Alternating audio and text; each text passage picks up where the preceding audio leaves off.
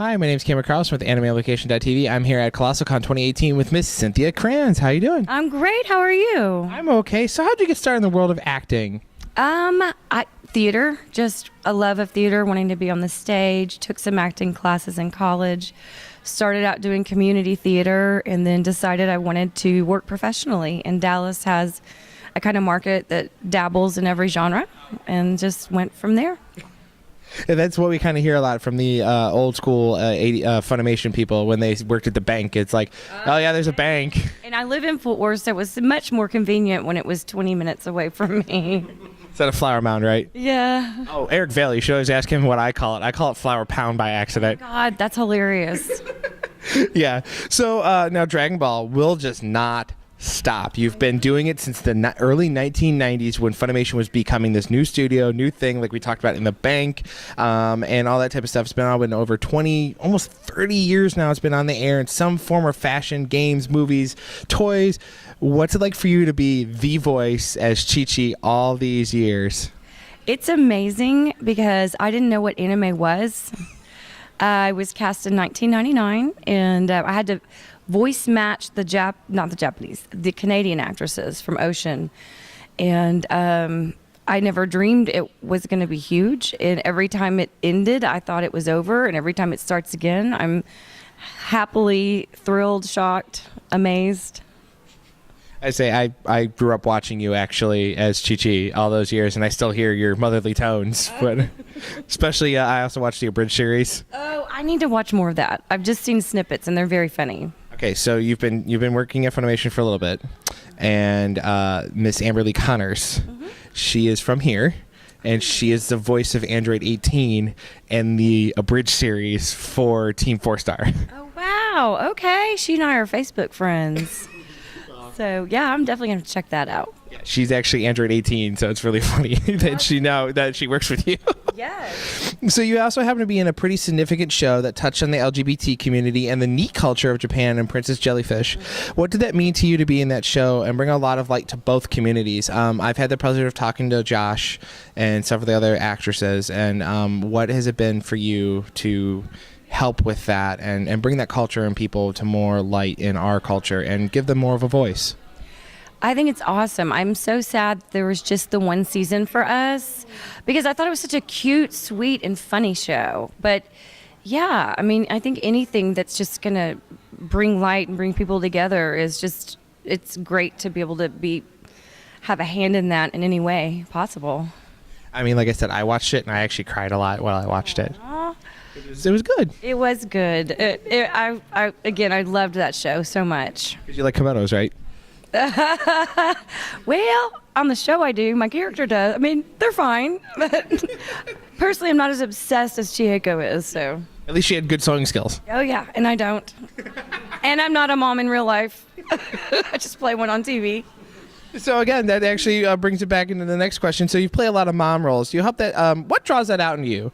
Like, why get so many mom roles? Well, it might be typecasting because when Funimation got started, I was one of the older people. I was 30. Right.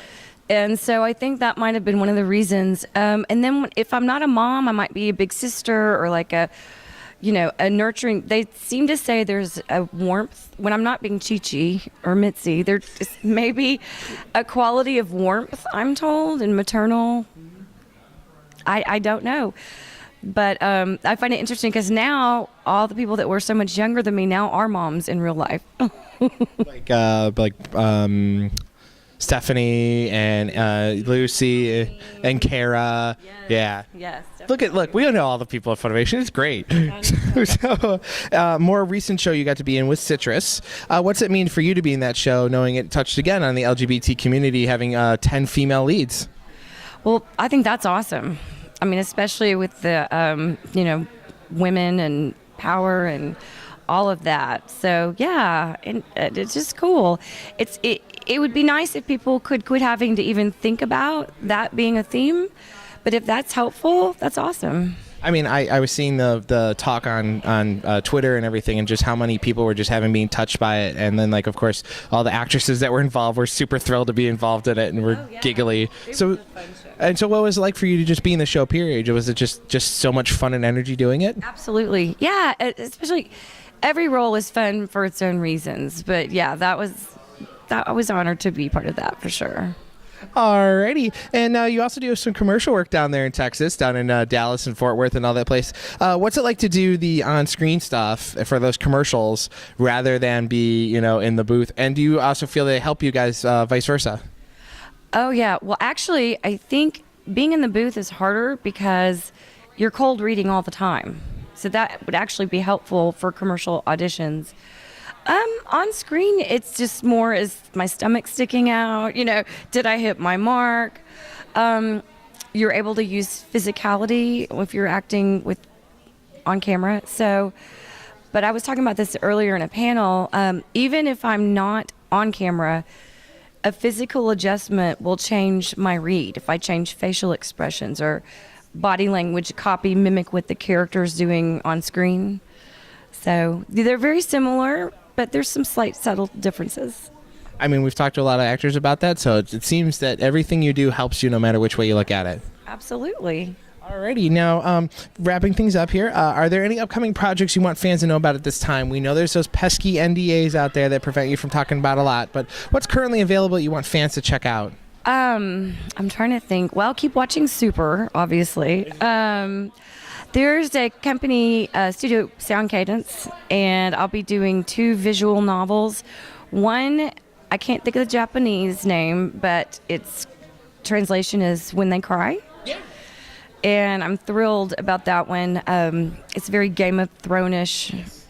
And then the other one, I honestly can't think of the name of, but I play a queen of kind of an elves, queens, things like that, and they're currently in Kickstarter, and I could kick myself for not remembering the names because that would probably help. But super excited to do that. I've never worked on a visual novel before, and excited to work with a new studio. Alrighty then, and now is there any way we can keep up with you online? And then a final message you want to get to all the wonderful fans that have been with you for, like I said, since the 90s. Thank you all for your support. I'm on Facebook. Friend me.